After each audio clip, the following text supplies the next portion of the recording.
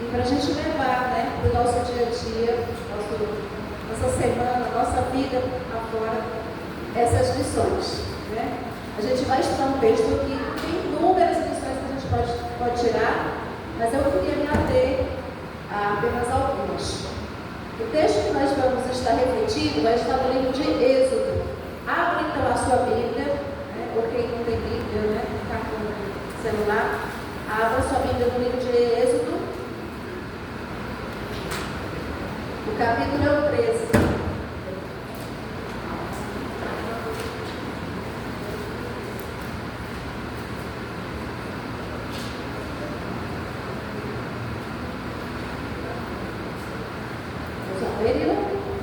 Assim como você está, vamos curvar a fronte e falar mais uma vez com o nosso Deus.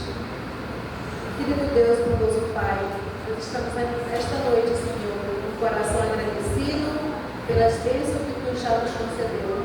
E rogando nesse momento, Senhor, que a Tua palavra está aberta, que o Teu Santo Espírito possa impressionar as nossas mentes com a Tua palavra, com o Teu ensino, com a Tua exaltação, com o Teu consolo, para que nós possamos sair daqui, Senhor, confortados e transformados pelo poder da Tua palavra.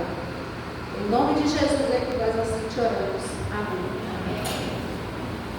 Bem, o texto é o verso 17 e o verso 18. Obrigada, Daniel. Você é muito atencioso. Então, diz o seguinte: quando o Faraó deixou o povo ir, aí aquele que vocês se lembram, esse contexto aqui, é quando já se lançaram as 10 pragas, Deus lançou as 10 pragas sobre o Egito, de uma vez por toda, Faraó foi convencido que não tinha mais como lutar contra aquele Deus poderoso, e que então deixou o povo ir. E aqui segue-se em seguida esse texto, né? Quando o Faraó deixou o povo ir, Deus não os levou pelo caminho da terra dos filisteus, embora fosse mais perto, pois disse, para não acontecer que, vendo a guerra, o povo então se arrependa e queira voltar para o Egito. Porém, Deus fez o povo rodear pelo caminho do deserto, perto do Mar Vermelho, e arremetados subiram os filhos de Israel para o Egito. Então a gente vê aqui o povo saindo sob a direção de Deus, né? E Deus não os levou pelo caminho que, digamos assim, alguns pensariam que seria o mais lógico, né? Os israelitas, eles viviam nessa época na terra de Gósen, como a Bíblia informa, na região do delta do Nilo. E a forma mais fácil, mais lógica para se deixar o Egito seria uma rota comercial usada na época, chamada de Via Maris, né? Muito usada, que ele seguia ao longo da costa do Mar Mediterrâneo. No entanto, essa estrada, ela era muito bem guardada, embora ela fosse mais curta, ela estava fortemente guarnecida pelas fortificações e soldados do Egito. Então seria, digamos assim, uma rota bem mais difícil de se fazer. Então é por isso que Deus diz aqui no texto, né, para que acontecer que o povo não vendo as dificuldades, né, não percebendo que a situação pode ser difícil para eles, não se arrependem e queiram voltar. Então Deus estava querendo que eles não começassem logo a se arrepender tão cedo de estarem saindo do Egito. Agora a gente sabe que mais tarde isso aconteceu, né, de qualquer maneira, né? Então, a proposta de Deus para eles era que eles saíssem daquela terra, né? E aquela terra, Egito, para o povo de Israel, o povo de Deus, ela simbolizava fome e escravidão, necessidade, penúria, miséria mesmo. E Deus queria conduzi-los para uma boa terra, onde manava o leite e mel, né? Então seria um lugar de maravilhas, uma terra prometida, né? Digamos assim, que qualquer um deles ansiaria. Então, mas Deus ele procurou, tirou o povo para um terreno um pouco mais longo, e aí é nisso que a gente quer refletir hoje. Às vezes Deus nos leva por terrenos mais longos, né? E às vezes até como nós somos pessoas muito impacientes, né? E hoje no mundo que a gente vive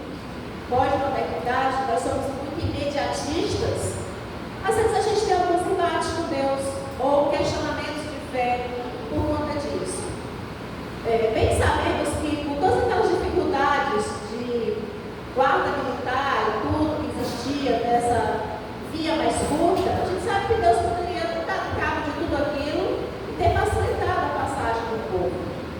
Mas o método de agir de Deus, ele é muitas vezes sutil e é sempre repleto de significados. E às vezes esses significados é que às vezes a gente não compreende. Mas esse texto que a gente acabou de ler, Deus levou o povo por esse caminho para que ele não desanimasse diante dos desafios. Além disso, Deus sempre quer, e nesse momento ele queria que os israelitas aprendessem a estar de acordo, a colaborar com a vontade de Deus. Como a gente vai ver bem exemplificado mais à frente, quando eles atravessam o mar vermelho. Quando Deus, a ação de Deus, o agir de Deus foi abrir o mar. Mas antes disso, ele disse o que para eles? Marchem. Então Deus sempre quer que nós, como seus filhos, colaboremos com Ele. Ele pode, Ele faz, Ele é todo poderoso, mas Ele tem interesse no nosso envolvimento pessoal na situação que às vezes para nos dar livramento. Então, por que Deus então escolheu o caminho mais árduo para conduzir o povo no deserto? Bem, a gente pode imaginar mil uma coisa, mas acho que tudo que a gente imaginar vai ficar distante realmente do que Deus previa, do que Deus queria, do que Ele desejava. Precisamente Deus tinha muito amor por aquele povo, como Ele tem por cada um dos seus filhos, Então Ele simplesmente decidiu não ir para um lugar mais curto. Às vezes é necessário um caminho mais longo, para que a gente possa então, durante esse processo, aprender e ter também a possibilidade de transformação do nosso ser, e de outra forma nós não teríamos.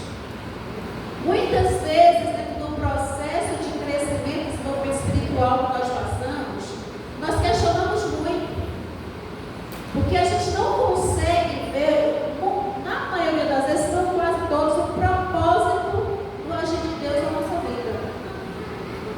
Nós só vemos mesmo aquilo que se revela aos nossos olhos, aquilo que a gente pode palpar, aquilo que a gente pode entender com a nosso limitado entendimento.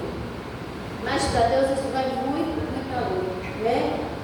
Deus às vezes guia o seu povo por caminhos difíceis, Ele nunca tem pressa. É muito importante que a gente entenda isso. Deus, Ele não tem pressa. Ele não quer que a gente chegue logo, Ele quer que a gente chegue da maneira certa. Se Ele for apressado muitas vezes os passos, provavelmente a gente não vai conseguir chegar no lugar que Ele quer que nós cheguemos. Então Deus, Ele tem um trabalho a elaborar na vida de cada um de nós, e isso não tem como duvidar que cada um é muito particular. A forma de Deus agir e do que Ele vai fazer, o propósito dele na minha vida, vai ser diferente do agir dele, do propósito dele, por exemplo, na vida da Berenice, do Ramon, do Henrique. Cada um, Deus tem um propósito muito específico, uma forma de agir muito específica. Então, ninguém vai poder ser referência para o outro, a não ser a presença constante e a guia constante de Deus. Isso é uma das características muito grandes de Deus. É Ele agir com propósito e às vezes de maneira devagar para a gente. Da forma como a gente vê. Por exemplo, 40 anos, o número 40 é muito usado na Bíblia. 40 anos, 40 dias. E a gente vê que pra gente, 40 anos é muito tempo. Já viveu-se praticamente metade da vida. Se eu não fiz nada até os 40, poxa, perdi minha vida e agora o que eu vou fazer? Mas 40 anos é um tempo de uma geração. Alguns exemplos bíblicos não falam disso. Isaac e Esaú, eles se casaram aos 40 anos, como está lá registrado em Gênesis 25, 20 e Gênesis 26, 34. Davi e Salomão reinaram por 40 anos, segundo Samuel 5:4 e 1 Reis 11:42.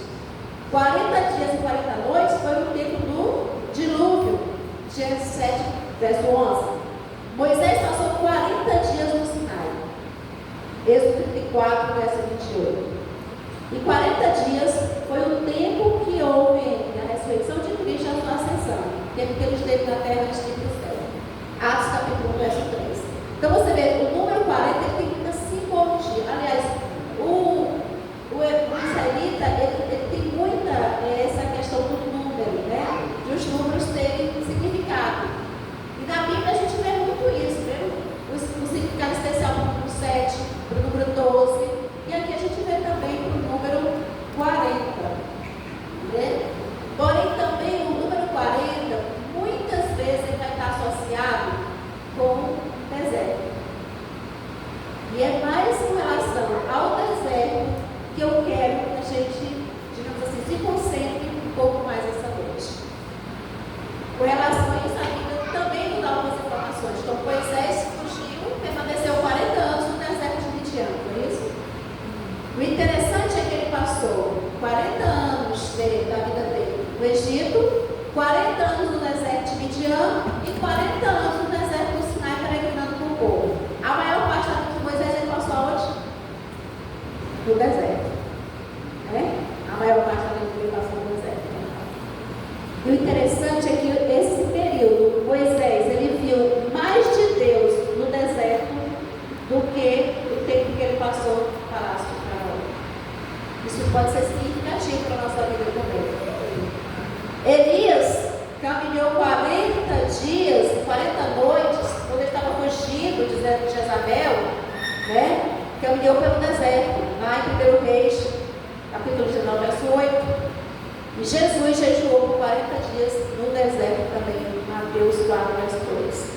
Momentos importantes na vida dessas personagens aqui. E a gente vê que Moisés e Elias, eles eram a prefiguração do próprio Jesus. E aí vem Jesus e também passa 40 dias no deserto. Parece que passar tempo no deserto tem a ver com preparo. Tem a ver com capacitação, transformação. Parece ser algo muito importante passar um tempo no deserto. E geralmente isso acontece com a gente. Cada um tem o seu deserto. Cada um passa pelo deserto. Talvez não 40 dias, nem 40 anos, né? Talvez um tempo determinado, específico para cada pessoa. Isso que a gente falou do tempo no deserto simboliza o que acontece na vida daqueles, hoje ainda na vida daqueles que amam a Deus. Muitas vezes nós temos que passar pelo deserto. O caminho, muitas vezes, pelo qual dirige a nossa vida, também pode ser o mais árduo. Nem sempre é aquele mais fácil. Olha só o que aconteceu com o povo de Israel. No único dia, Deus tirou Israel do Egito. Mas ele precisou de 40 anos para tirar o Egito do meio de Israel. Isso é reflexão para nós. Deus pode ter nos tirado do Egito assim, ó, rapidinho. Mas o Egito que está dentro de nós ainda. Quanto tempo nós vamos precisar de que Deus trabalhe na nossa vida para que a gente consiga se livrar das influências que o Egito deixou na nossa vida, nas nossas ações, nas nossas decisões, no nosso pensamento, na nossa índole, nas nossas escolhas. O tempo que for preciso, Deus vai fazer essa obra. E muitas vezes vai ser no deserto que vai ser feita essa obra. Então a gente não pode questionar o deserto. A gente não pode não querer passar pelo deserto. Porque muitas vezes é extremamente necessário para que o objetivo seja alcançado. Qual é o objetivo de Deus quando Ele criou o povo no deserto, purificando aquele povo? Para que se cumprisse o que Ele havia prometido, de dar àquele povo uma terra que manava leite e mel. Tinha um propósito, Ele queria dar a vitória para eles. O que era mais importante, o tempo do deserto ou a vitória que Ele tinha proposto para eles? O que é mais importante? O deserto que nós possamos passar aqui nessa terra ou o que Deus tem proposto para nós no final como vitória? Nós temos que pensar muito a respeito disso, né? Todos nós Alguns aqui já passaram, ou estão passando, ou ainda vai passar. Né? Então, todo o tempo é período de aprendizado. Os que nós já passamos, estamos passando, e quem não vai passar é a hora de estar se preparando para passar pelo deserto. Porque ele pode acontecer a qualquer momento. E a outra coisa, a gente não escolhe ir para o deserto. Mais interessante, nós não escolhemos ir para o deserto. Mas, às vezes, muitas vezes, não tem necessidade de ir ao deserto. Essa escolha não é nossa. Mas nós temos que passar por ele, né? E às vezes você se sente, né? Como se o deserto já estivesse dentro de você, né? Mas o conforto é que mesmo no deserto, Deus não abandona o seu filho. O que foi que aconteceu com o povo de Israel quando ele estava no deserto? Eu quero que vocês leiam, que é para vocês lembrarem dessas palavras de ânimo. Deuteronômio capítulo 29. Deuteronômio capítulo 29. Vamos lá? O verso é o 5. Esse é só um dos pequenos exemplos para a gente entender o que acontece quando nós estamos no deserto. Temos que passar por ele. Diz o seguinte: 40 anos vos conduzi pelo deserto. Isso é Deus falando ao povo. Não envelheceram sobre vós as vossas vestes, nem se gastou o vosso pé a sandália. Isso é sustento ou não é? Isso sem falar do maná, sem falar da água, sem falar de tudo, da coluna de nuvem, da coluna de fogo. Mas 40 anos você sem gastar uma roupa, isso é milagre de Deus acontecendo na vida do povo. Eles viam milagre todos os dias. Aí me diga uma coisa: onde é que você vai presenciar milagres de Deus na sua vida? Quando você está no Egito ou quando você está no deserto? E quando eu digo Egito, não é lá querendo sair de lá, não. Eu estou participando do Egito. É quando você está no deserto, é que Deus vai se revelar mais fortemente a você. É no deserto que a sua experiência com Deus vai ser mais profunda. É que você vai crescer espiritualmente. É que você vai fortalecer a sua fé. Porque Deus, Ele não se alegra de nos causar nenhuma situação que nos entristeça. Deus não quer nos entristecer. Deus não quer nos punir, nos castigar nunca. O que Deus quer é que nós possamos, através das ferramentas que estão à disposição, a gente possa crescer na nossa fé, crescer espiritualmente, alcançar o que Ele tem prometido para nós, que é uma vida de vitória. Né? E a vitória é o quê? A vida eterna. Então, o caminho de Deus, ele raramente é o mais curto, dificilmente é o mais fácil, mas sempre é o melhor caminho. Isso aqui é do deserto, que nós aprendemos a viver na total dependência de Deus.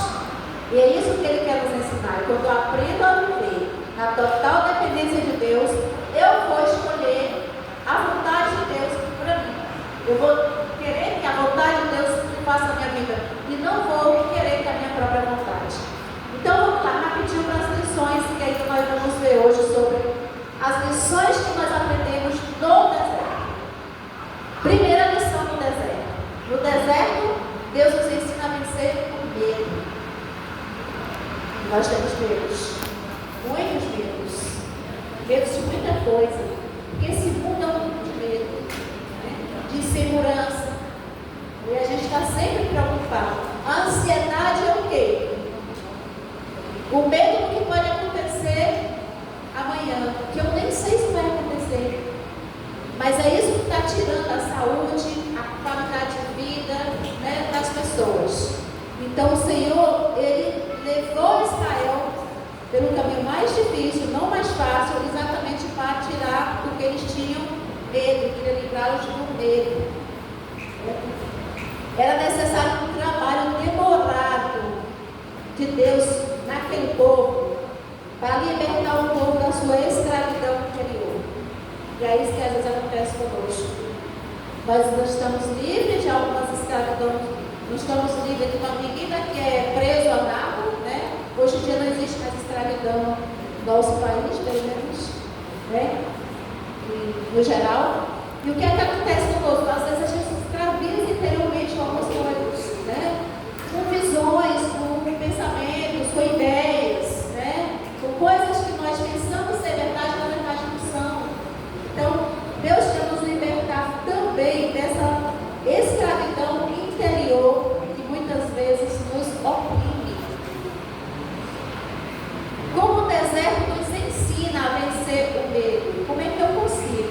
passando pelo deserto, venceu ele. Quando nós reconhecemos no meio do deserto, tá? No meio do sofrimento, no meio da dificuldade, quando a gente reconhece e agradece a Deus a direção dele na nossa vida. Quando você está focado em quem Deus é e não na situação que você está passando, e aí você vai aprender a vencer o mundo. Mesmo no deserto, nós devemos agradecer e glorificar a Deus. Como é que diz o texto? Em tudo, dai graças. Em todos os momentos, em todas as circunstâncias, nós devemos sempre ser gratos a Deus. Nós devemos viver, mesmo estando no deserto, a nossa vontade, nosso desejo tem que ser de glorificar a Deus, de agradecer a Deus, né? Mesmo no meio das situações difíceis. Porque se nós abrimos o nosso coração a Ele, só assim Ele vai poder nos fortalecer. Uma segunda lição que nós tiramos do deserto, querido, é que nós aprendemos lá o valor da obediência e da fidelidade. É aí que é posto à prova se realmente nós obedecemos a Deus e somos fiéis a Ele, por quem Ele é. Ou é só por causa da terra que Ele manda leite e mel que Ele nos prometeu. Como é? Será que nós somos realmente fiéis a Deus porque Ele é? Pelo amor que Ele tem por nós, pelo amor que nós temos a Ele? Ou a gente está apenas visando as bênçãos que nós podemos conseguir em ser obedientes a Ele? Então a gente tem que ter sempre isso em mente.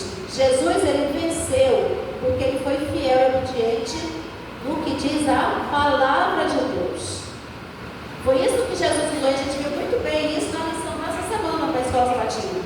Quem estiver estudando a lição da Escola Sabatina, se não tiver, vai lá, abre a lição, dá uma estudada, ela fala bem a respeito disso.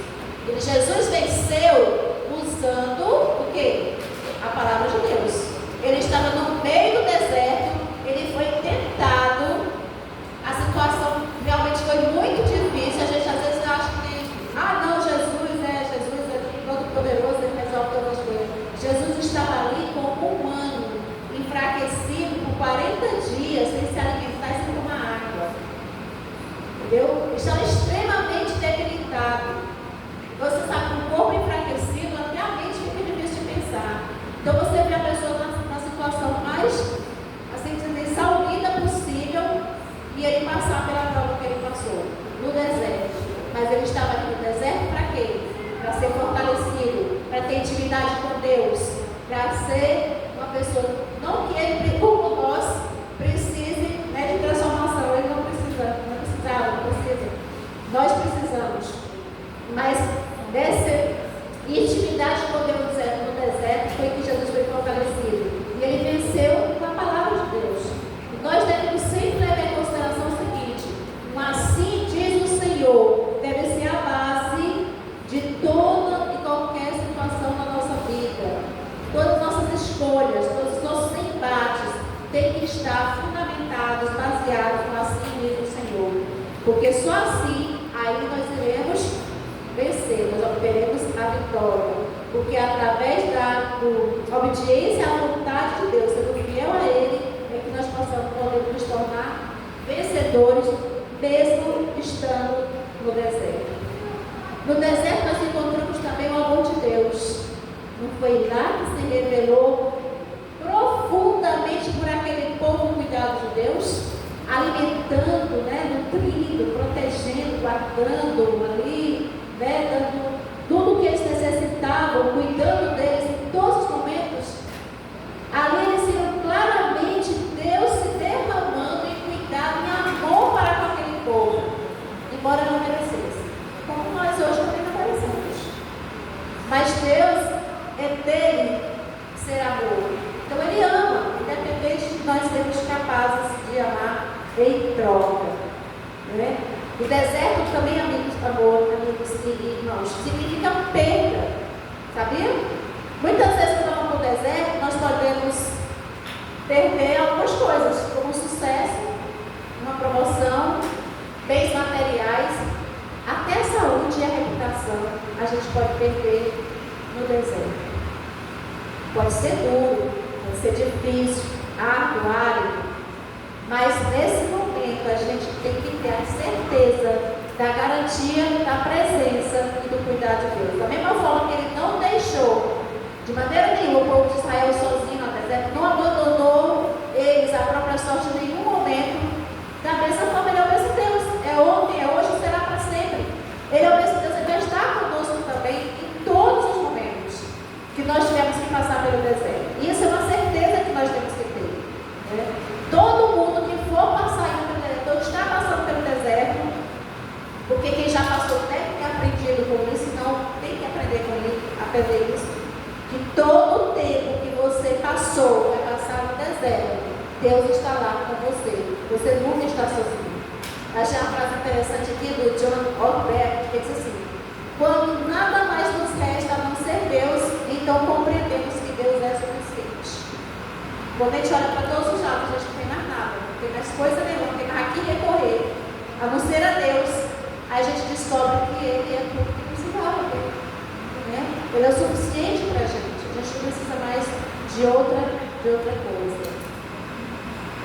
O deserto ele não foi um lugar confortável para os filhos de Israel, mas foi um cenário que Deus escolheu para manifestar de maneira magnífica o grande amor incondicional que Ele tinha por eles. O nosso deserto pode ser esse momento também. Deus escolheu para mostrar de maneira mais abundante, mais assim, extraordinária, o amor que Ele tem para conosco. Porque é nesse momento que a gente vê que não tem mais nada que nos distraia, né? A não ser a situação que nós estamos passando, a gente olha para Deus, a gente vê o quanto Ele cuidou de nós. Né? E a gente vai entender então o quanto Deus o amor de Deus é grande e limitado para nós. O deserto também é um lugar de esperança. Olha uma lição extraordinária. Mas como é que a gente pode ter esperança num lugar tão seco, tão árido, tão insólito daquele jeito? Nossa, é difícil, né? Então a esperança diz que o próprio Deus passou pela via dolorosa, né? Qual foi o deserto de Jesus? Foi passar pela cruz. Jesus também teve que passar pelo deserto, né? E a coisa mais assim, eu acho que a coisa que mais impacta a vida de quem está passando por um deserto é exatamente a solidão. Às vezes talvez nem seja tanto a aridez do lugar, a falta disso, a falta daquilo, é a solidão, né? Assim, o que os olhos podem ver, né? Pessoas ao redor. De repente você olha para os lados, só vê areia, só vê o horizonte longe, não tem mais nada. E Jesus passou por esse deserto, quando até mesmo ele sentiu afastamento da presença do próprio Pai, chegando a dizer, né, Deus meu, por que me separaste? Então, se o nosso próprio Deus passou por isso, mas ele venceu e nos mostrou e mostra que com ele nós podemos vencer também. Amém. E que quando Jesus viu os frutos que ele ia colher, né, ele passou por aquilo ali com esperança. Da mesma forma, nós devemos guardar essa esperança de que não importa o que passemos nesse nosso deserto, enquanto nós estivermos nessa terra, o que Deus tem preparado para nós é muito maior, é muito mais especial do que nós podemos imaginar. E a gente não pode deixar de pensar bem claramente: o deserto não é para nos destruir, o deserto não é para nos esmagar, o deserto é para nos aprimorar, o deserto é para nos tornar preparados para aquilo que Deus quer para nós. Tá? O deserto não é o fim em si próprio. O deserto, ele vai passar. Tenha certeza disso. Ele vai passar. Não sei quando, mas ele vai passar. E outra coisa, você não está sozinho, mesmo que você sinta a solidão, porque nós somos humanos, somos frágeis, e às vezes a gente, né, se apega à aparência das coisas, mas nunca, em nenhum momento nós estamos sozinhos. Após o deserto, veio a vitória para o povo de Israel, porque eles finalmente alcançaram a terra prometida. Veio para Moisés porque ele alcançou algo muito maior e bem nós sabemos disso, né? Que até essa terra, digamos assim, terra nós vivemos, a terra pátria, né? Eterna. Elias, Davi, João Batista e até o próprio Jesus. Para todos eles, depois do deserto, veio a vitória. Às vezes, não é como o homem vê. Né? Alguns a gente pode achar, mas sofreu e aconteceu isso, aconteceu aquilo. A gente se apega muito a essas coisas. Mas a gente tem que estar firmemente o nosso pensamento ligado no que Deus quer para nós assim. O quanto Ele tem que trabalhar em nós ainda para que nós possamos estar preparados para receber essa vitória que Ele tem preparado para cada um de nós. Quando nós tivermos saído do deserto, e nós vamos sair, amém? Amém. Nossa esperança em Deus será muito mais firme. E é isso que Ele quer. Que a nossa esperança se firme nele, não nas coisas, não naquilo que nos traz segurança, nos traz despreocupação nesse mundo. Às vezes, filhos, eu já vi pessoas que precisam perder tudo. Tudo que é material, que é nessa terra, até mesmo a saúde, para poder encontrar a Deus. Será que valeu a pena? Você está tendo dúvida? Porque uma vez que você obteve a vitória, aquilo que Deus tem preparado para as pessoas que creem e amam a Ele é muito maior do que nós pensamos ou já vimos. A respeito que a palavra diz? Então, com certeza, a pessoa que perdeu tudo por amor a Deus tem muito mais o que receber do porvir. Não é isso uma prova para todos, certo? Também não quer dizer que todo mundo tem que sofrer para poder alcançar alguma coisa. Mas é saber que se nós tivermos que passar por algum deserto em nossa vida, saibamos que aquilo ali é apenas um preparo especial de Deus para uma coisa muito maior. Que se nós pudéssemos ver com os nossos olhos o que Deus tem preparado, nós nos submeteríamos com muito mais facilidade aquilo que Ele tem para fazer, aquela obra que Ele tem para fazer na nossa vida. Não foi à toa que em João 16:33, o Senhor Jesus nos deixou um lembrete. Vamos lá? Lembrar mais uma vez? Evangelho de João. Eu queria que vocês lessem comigo nosso último texto dessa noite.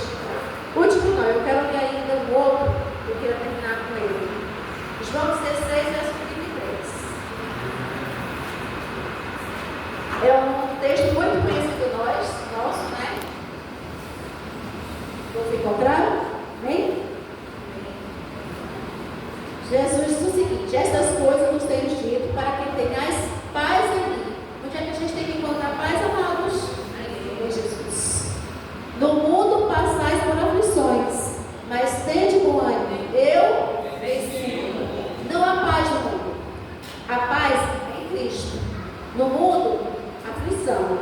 Né? Mas tende bom ânimo, ou seja, não desanime. Não se entregue. Não ache que você vai estar perdido ou não tem esperança. Tente ânimo. Se fortaleça nessa paz, confie nessa paz que Cristo dá. Porque Cristo venceu o mundo. Se Ele venceu o mundo, o que acontece com aquele que está com quem ganhou? Com quem venceu? Também é vencedor. Não é isso? Então, se Cristo venceu e nós estamos com Cristo, nós estamos do lado do vencedor. Então, não tenha dúvida disso. Você já é o vencedor em nome de Jesus. Amém? E vamos encerrar com esse texto no livro de Hebreus. Abra aí.